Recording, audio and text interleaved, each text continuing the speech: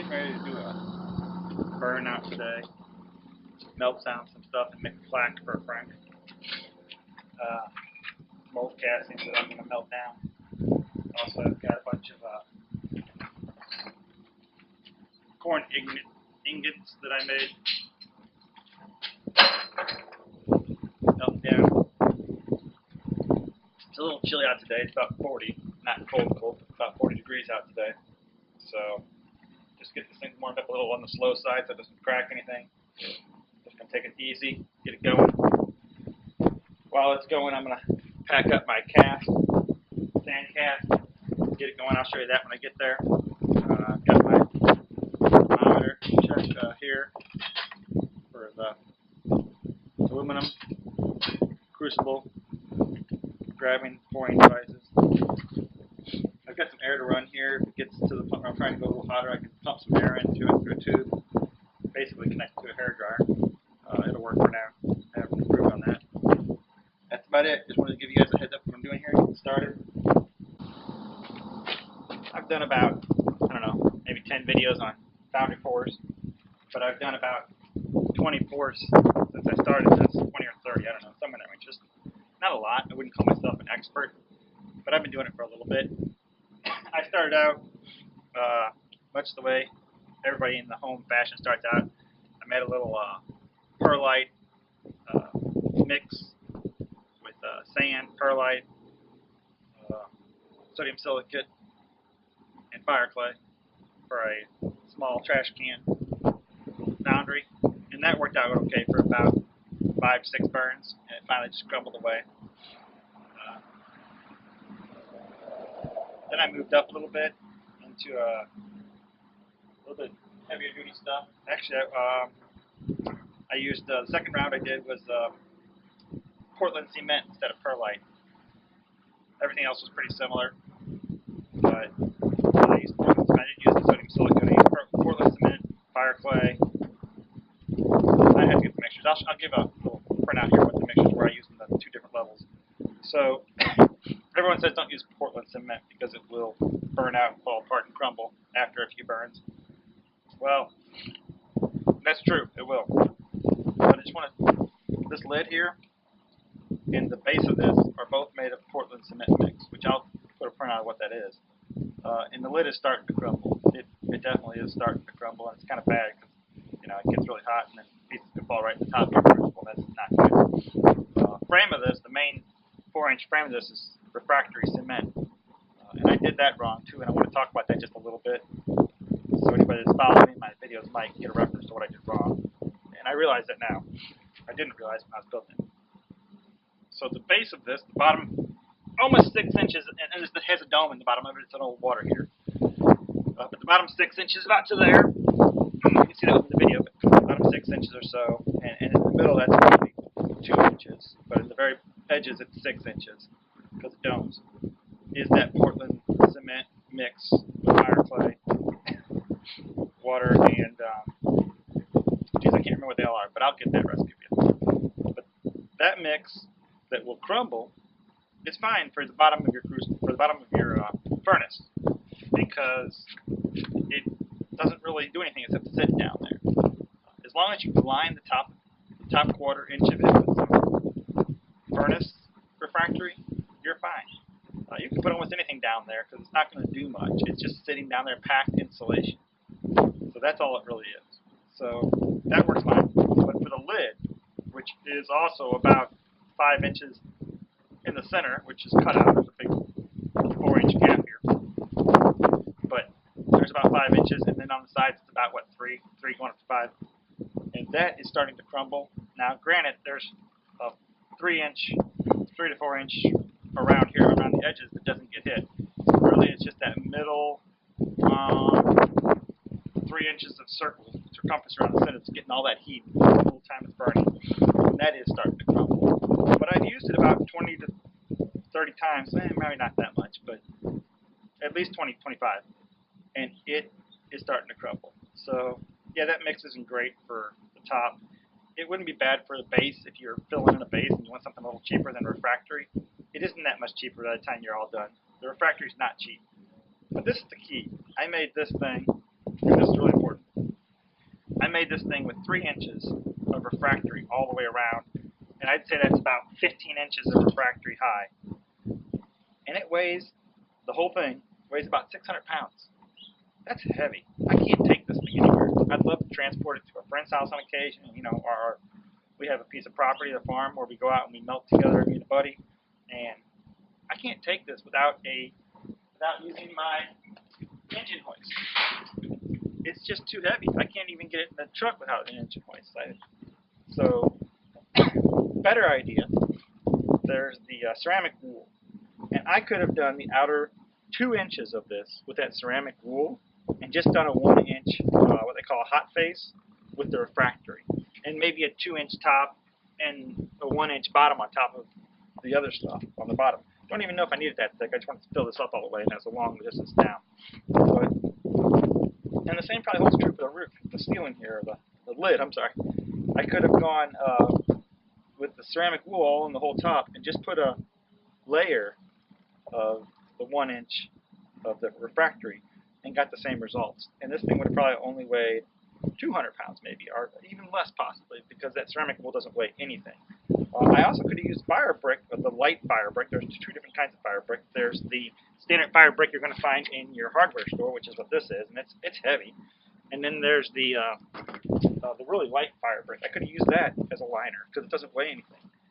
So there's a couple different ways you can do this, and also using all refractory, it takes me longer to heat up than most people because I've got to heat all 3 inches of that refractory to retain the heat. Granted, this thing will stay hot for 24 hours after I'm done with it. I don't know if that's any good for anything. It doesn't serve any purpose. In the winter, it's great. I can roll it back in my garage, and my garage stays warm the rest of the day or 2 days.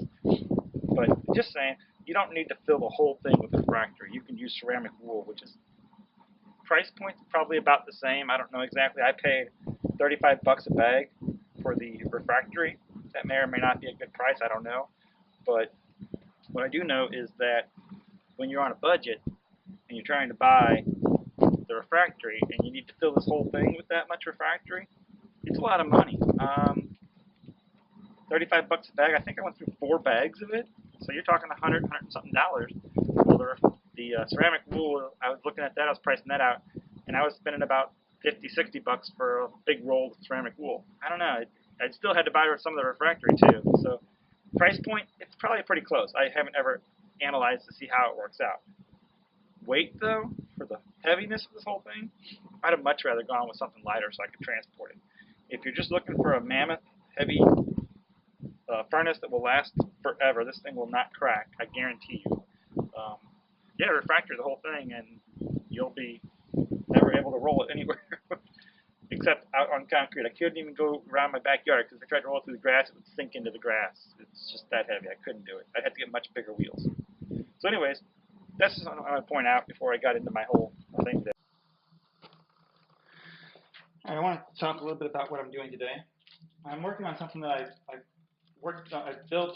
actually ordered months and months and months ago. I just was kind of lazy in getting around to it. Maybe a little hard to see in this light. Let's see if you guys can see this. So this is a rubber stamp. I've never tried this before. I ordered this from, let me see if I have a name here. Village Impressions from Michigan. Let's see if I can get that in there. I don't know if you guys can make that out. Village Impressions. They're out of Michigan. And I want to say the guy's name is Joe, and I can't remember his wife's name. Shoot. I talked to her a number of times. She was very helpful. I don't know off the top of my head, but I will give you some insight as to what we have here. I guess it doesn't matter if I show you the price because, you know, I think they charge the same price for everyone, but, you know, prices change over time. So don't mark me on that. There's the email address and their website. I hope that came through. Anyways, this is a rubber stamp for a plaque pattern. And I want to say I did a 4x 4x6. The price is based on your size of your rubber stamp. And what they do is they pour this liquid in. I don't want to go into detail. You can look at their website and check it out. They pour liquid in, and it basically they harden it. But what hardens is just the area of your black art on a white piece of paper. So they print it off on a transparency and then lay it on there and shoot UV light through it. And the UV light hardens the part that it's reversed. Look at their website to get an idea how they make them. I don't want to go into that because that's not my forte. But anyways, I haven't opened these, and I've had them for well over 3 months, 6, maybe longer than that. But I had some problems with my art originally, and I think the lady there that realized that my art was way too small to get the detail in here. I know you can't see this, but let me come in close. See how small some of my lettering is down there? Just way too small. And she was kind enough to tell me there might be an issue with your art. And what she did was she modified it for me and sent me an extra one because she was worried that it wouldn't work and she didn't want it to not work. So this is a scouting logo. I don't know if you can see that or not, but this is a scouting logo that I'm trying to make for a friend. Just as a plaque. I love doing the foundry stuff, and I've always wanted to make a plaque, and I haven't made one yet. So the only thing is, I know this is not thick enough. It's only about an 1/8 inch thick, so it's not thick enough to make a full-size plaque. So I'm going to have to make a back on this. So what I'm going to do is I'm going to get a piece of foam and cut it out to the size of the back of this and put it on the back of this. And I think that will give me the thickness that I need. I got a piece of thick foam, a little over 1/4 inch, maybe exactly 1/4 inch to be honest. So I think that would give me a thickness that I need for this plaque. So I'm going to go ahead and try that. Let me show you something else real quick. So if you've seen some of my other videos, you've seen me try and make this very same plaque once before. My first attempt was to make a, is there enough light to get that? Probably, there you go. If I tilt it up. My first attempt was to do it in bronze. I thought, oh, this is going to be cool to make a bronze plaque. Well, I put copper in, and then I added aluminum. I added way too much aluminum, and this is what I got. And honestly, when I cut off the sprue and dropped it on accident, it just shattered. It just shattered. And this thing, and if you go back to that video, I'll try to link it here. If you go back to that video, this thing was like popping, like snap, crackle, pop. It was like cereal. I was freaking out, like Rice Krispie treats. Or Rice Krispies, not treats. I love Rice Krispie treats. Okay, anyways, it was crazy. So I said, oh, I'm not doing that in bronze again. I don't know my mixtures. I don't know what I'm doing. Stop. Back up and just try and do it in aluminum first. So I went back and I tried it in aluminum. And it wasn't bad, but I had some sand come through here, which, I mean, I could grind this out. But none of my details in here. This is just a plain Jane of plaques. And I did this with a wood. Here, I'm going to cover up my name a little bit, I guess. I don't know if it's that big of a deal, really. People who know me. But there's my red tape on the red tape that you squeeze letters into. The detail came out beautiful on this. I could have went with more detail on the front of it, I realized, but I couldn't get that detail in wood. So these are actually going to end up sitting inside of this, and that's going to be kind of the plaque. I'm going to have some brass plate on the back of it. I did this on my CNC machine, and then it wasn't deep enough, so I carved it out a little more with a chisel. Won't matter because it's behind this. And I wanted to do it in brass. I'll probably paint this and sand it down really neat because it's kind of messy. I've had it for probably a year. I've been working on this plaque and never got there yet. So, but I got a deadline now that I got to hit, and it's in a month here. So now it's time to get to work and get it done one way or another. So I'm going to go ahead and pour this in, make the back of this piece, get it in. I'm going to go with the one that's got the detail that she thought would work better. Her husband does some foundry work, and he's actually on the website. He visits the website, or part of the website that I go to, Alloy Avenue, something like that, forum. But that's where I visit, and he's part of that website. And somebody mentioned his name, and I reached out to him, I think I actually reached out to his wife. He didn't answer the email. His wife did. And they were great. They were super helpful with my artwork, got me going. It's not cheap. I'm not going to lie. This was like, it was like $50 to get it done, I think. That compared to this, well, we'll see. I still have to make it. But the detail there, compared to what my CNC can do, is amazingly better. It automatically adds in the grade, the tilt in the wood that you need, or in the design, so that you break away easier. I'm going to go ahead and get started because I need to get this going. So, get this out. Drop it in there.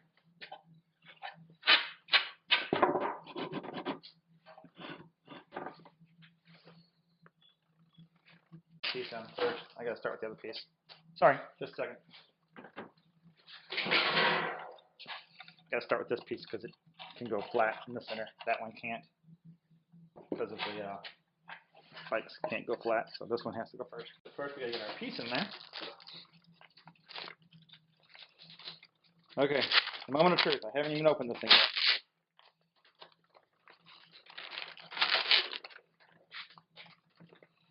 So actually, I forgot I gotta cut this out too. So it comes in a square, and they just give you the whole square. Because, well, why wouldn't they? And you cut along where the excess. So I gotta cut that real quick. I'll be right back. So I went ahead and got rid of the piece of foam, made a piece of wood. I'm actually making two of them. It's not quite as thick as I'd want for the back of it. I want some weight to it, give it some feel. There's a heavy plaque. So I'm going to make two of these and put them on the back of here like this. And I'll just super glue them together because it's a real quick thing. And I mentioned I was downstairs working on a 3D print. Well, I got to watch it from my garage, because if I don't watch it and it messes up, it goes haywire. So here I'm out here watching my 3D print in my basement from my garage. Alright, we got the first side done, and the pattern actually came out with the when I picked it up, the rubber stuff here, or the rubber stamp, stuck to this plastic, and when I pulled it up, it stayed on the bed, which is why all that broke away. So, not a big deal. I can work with that.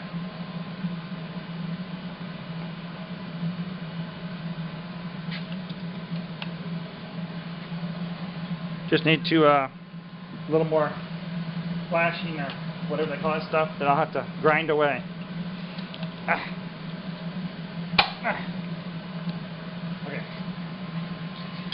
Now comes the important part. Hopefully, I put enough talcum on here this time where it won't stick.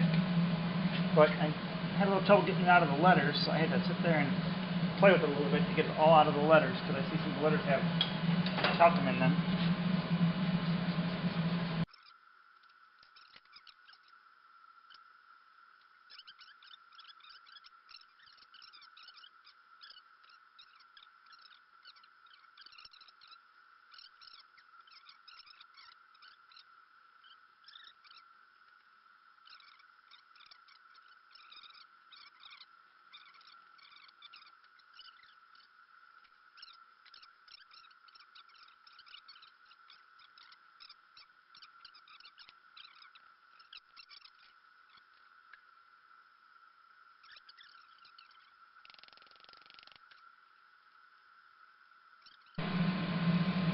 Alright, I almost forgot to record this part, and this is where it usually goes wrong, so I guess I'll try and record it just so you guys can see how bad it turned out.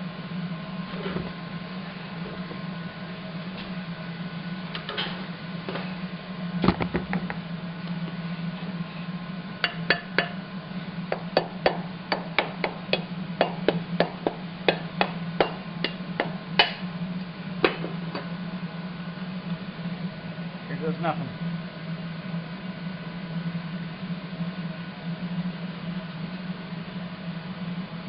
Oh, not great. Not great at all. Lots of little pieces in there. Shoot. Lots of little pieces in there. All that right there. Fail. Fail. Fail. Fail. Ah, man. Okay. Maybe, just maybe, we made too tiny of letters here. I don't know. Actually, kind of weird that broke off right there too. That was that right there. That's my burnt Petra bond that I haven't molded. That's what that is. And actually, looks like that's what this is right here too. And right there, it's all black. I haven't molded my Petra bond, so that's probably why that didn't work very well. Interestingly enough, some of this came out pretty good right in here, but I was pointing where you couldn't see. That little bit of text right in there actually showed up pretty good, which is I don't know if you can see this. I'm shaking you guys up, which is right in here. I don't think there's enough light on it to see it. Okay, so I've heard that sometimes if your Petrobond's cold, it doesn't do as good a job. So I'm going to try heating some of the Petrobond up a little bit before I put that first layer back in. Got the bottom set, going to work on the top because that's where I have my major problems. We'll see where I get with this. So I'm really only concerned with heating that bottom layer a little bit because that's what touches everything. So I'm going to throw a little heat on that before I press it in with my fingers. Just to maybe give it a little chance to be a little warmer than cold. Not a lot of heat. I don't want it to burn, obviously, because that won't do me any good. But just a chance to burn, and I don't know. What, stick to everything a little better? It doesn't serve any purpose, but whatever. Not even actually hitting the flame on it, just getting it near it. Like the tip of the flame's like just there on the wood, and I'm just getting it near it.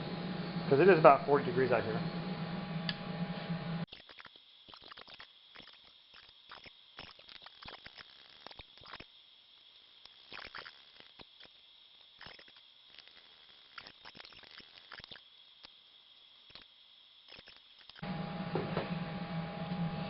Let's see, like this.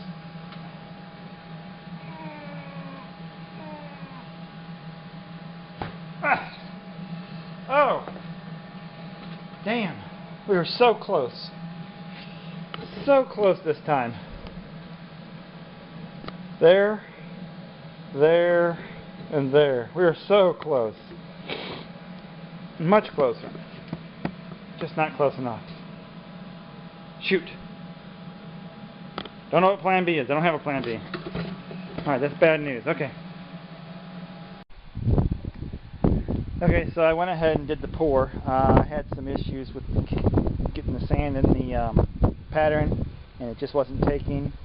I don't know if it was that my Petrobond was too cold, it had some mold, or what was going on exactly, but I went ahead and got a pretty good one with just a little messes. So I did a pour, and I'm going to see if I can grind out with a Dremel the rest of what I need to grind out. It won't look perfect, but it's the best I can do, I think, right now. So, and I'm kind of in a hurry, so I wanted to pour and see what I got. I'm sorry I didn't show the pour, but the fact of it is it's cooling down now. My aluminum was getting to the point where it was almost too hot, and I'm only guessing at that because my thermometer, my pyrometer, whatever you want to call it, didn't work at all. I don't know what's going on with it. I put it in the aluminum, and it just went dash, dash, dash, dash, dash. No numbers. It was reading the temperature outside at 50 degrees, which is a little on the high side, like a degree high or 2 degrees high. But that could have been because I was close to the furnace. I don't know. Anyways, pour went rather well. I had a run out, as you can see there. I don't know if you can see my finger or not, but I had a run out underneath of the sprue that I built. But actually, that's not true. The sprue was over here. That went fine, but I didn't have enough Petrobond to go any higher over here, and it just ran out and came down the side here, burnt my wood, burnt down here. So anyways, this is what we have right now. I'm going to take it apart and show you what we got after we take it apart. What I need to do is get this sand off of this old sand that I had, which is dry and bone hard. You know, I'm not going to stick it off, but I want to get it on something else so I don't lose all my sand in that sand. So I'll be right back with that. I'm going to break it out in another bucket of sand. Alright, so I got all my brown sand out of there, and in this bucket over here on the side, this is my stuff here. Take this apart. I'm going to remain over the side there, so let's try to be cautious. Try to get out the way and see what we came up with here. Well, it's all top and bottom. That's good. That's hot. Okay. That's actually probably burning the plastic. Just an oil bin. Get up on top of the sand.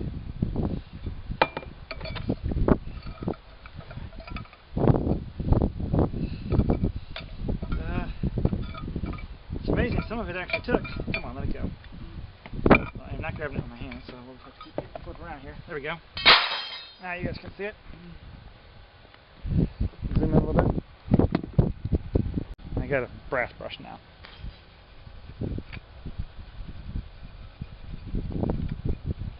Not as bad as I thought it was going to be, actually. Most of it turned out. The worst part is his actual name. Okay. Did not turn out. But I think we can, like I said, dremel that back in there. It'll be okay. A little dremel work, some fine dremel work. We can get most of it in there, I think. And the top word didn't turn out, but whatever this word was right here, I got fixed. So what that says is it's got the Scout Oath in it.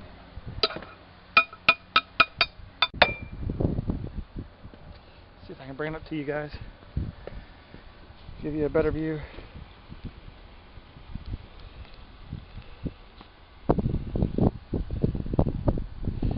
There's that part I was talking about, seeing a need and acting on it. And some of the words: Scout is clean. Clean.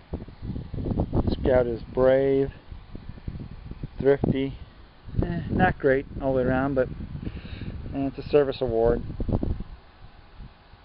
And loyal, helpful, friendly, courteous, kind. After many attempts, I finally got the form to take in the sand, the Petrobond sand. What needed to happen was my sand had been sitting around all winter. It was really cold, so I did one. I poured one, and after that first pour, it was so warm that it would just like bond perfectly. So I think this pour will do 100% better than the first pour. All right, we're just cleaning off the top of the aluminum, then we're going to pour.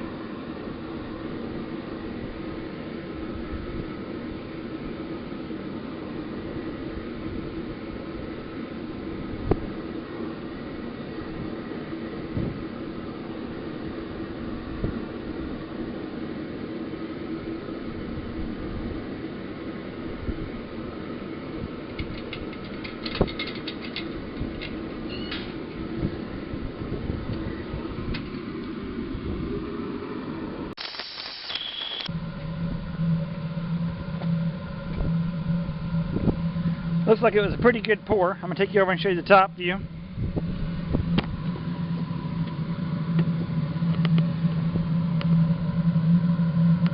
Just down inside there a little bit.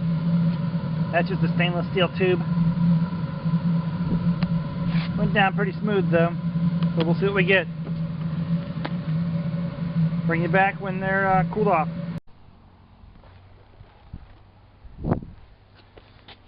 Alright, here we go. About to get this open.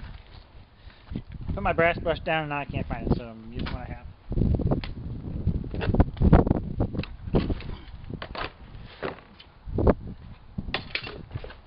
Oh, hey. Latch on the side.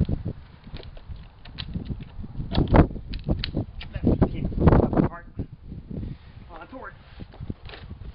There we go. Woo. That's clean looking. That's good. That's hot. Alright.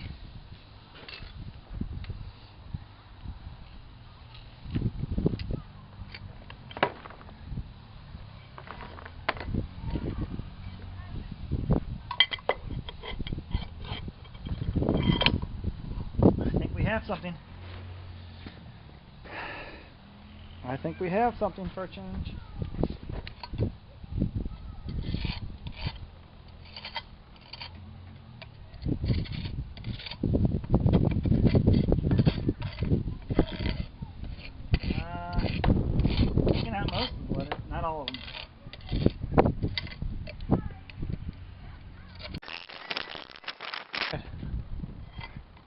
come around and get me in my hand. Just missed a little bit up here and this one up here. Trustworthy. Loyal. Got to fix the word loyal. Cheerful got a little messy, just a little bit. But look how good the, oh man, hold on. Look how good the bottom came out there. Seeing a need and acting on it. Some of this really turned out really good. So we're going to wire brush it up and see what we have.